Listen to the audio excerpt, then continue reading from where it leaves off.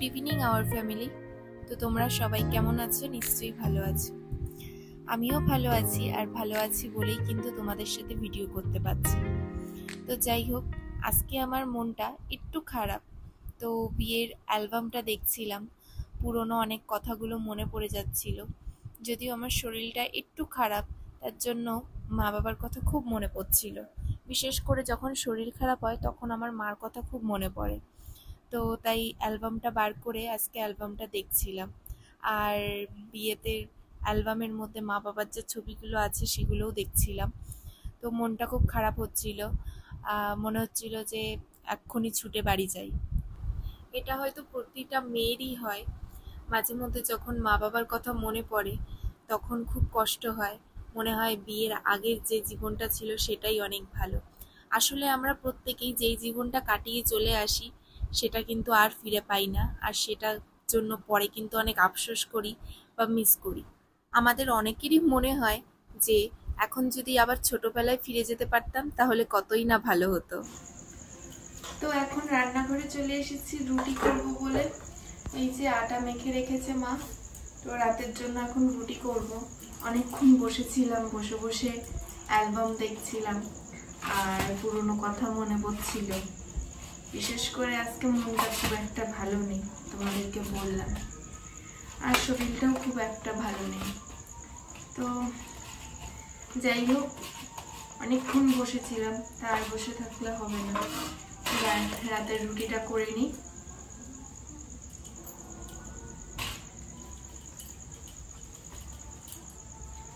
আর রাতে কিন্তু অনেকেই ভাতটা পছন্দ করে না। আমাদের বাড়িতে কিন্তু রাতে একদমই ভাতটা চলে না। মানে সৌভিক তো একদমই পছন্দ করে না, মাঝে মধ্যে একটু ঠেলায় পড়ে খেতে হয় ওকে, কিন্তু বেশিরভাগই রুটিই হয়। খুব কম যেদিনকে ভাত হয়।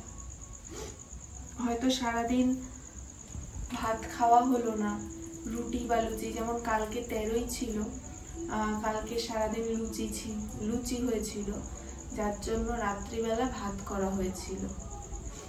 সেরকম মানে বিশেষ বিশেষ সময়ের জন্য ওই ভাতটা রাত্রিবেলা হয়, নয়তো রুটিই হয়।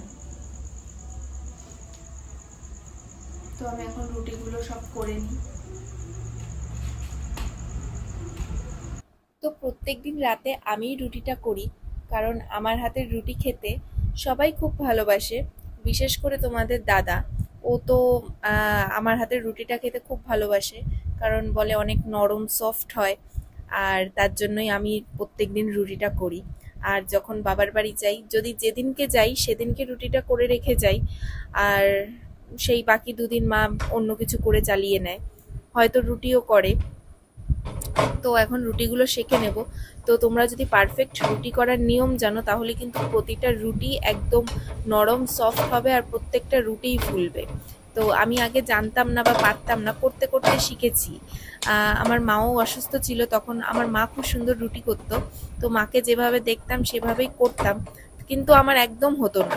কিন্তু ওই খারাপ করতে করতে এখন একদম পারফেক্ট রুটি করি, প্রতিটা রুটি কিন্তু ফোলে।